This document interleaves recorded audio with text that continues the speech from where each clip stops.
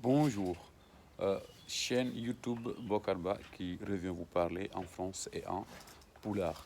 Bon, coronavirus, nous savons que certaines connaissances et certaines sciences africaines ont été effectivement tuées, mais qui se révèlent hyper importantes dans le traitement du coronavirus. Je vais passer un moment pour vous dire la solution. La solution la plus immédiate, trouvée en Afrique tout de suite, et qui ne nécessite pas de se déplacer jusqu'à l'hôpital. Le matin, vous prenez de l'eau chaude, vous la chauffez bien, vous y mettez un peu de vinaigre, n'est-ce pas? Un peu de vinaigre, on touille bien, on boit cette solution matin et soir. Si vous avez du corona, ça disparaît. Une solution retrouvée par les sages africains chez les Peuls, qu'on appelle les Djaoubé. Ça, c'est la solution.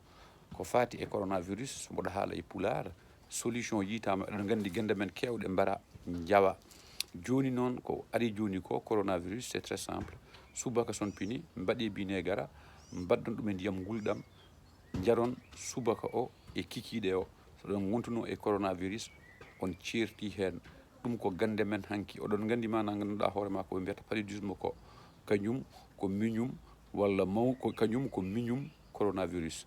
Donc binegara pasne ɗum ndiyam mbaɗon hen binegara subaka jaron kikiɗe jaron peut-être mbaɗon hen lamɗam wasa mbaɗon hen lamɗam ɗum waaji goto heeɓino on ɗon probléme mana ganduɗa hoorema Angleterre ko noon o waɗi o selli ɗum noon ummi koye gande fulɓe.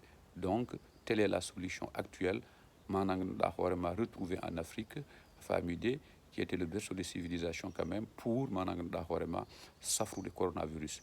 Du vinaigre qu'on chauffe effectivement, on va les chauffer, de l'eau qu'on chauffe, on y ajoute du vinaigre, un peu de vinaigre jusqu'à ce que ça soit buvable, on boit et vous allez voir 2 jours après, c'est fini le coronavirus. Telle c'est la solution retrouvée par les sages là-bas en Afrique dans les Fulbe. Merci beaucoup, Bokarba, abonnez-vous.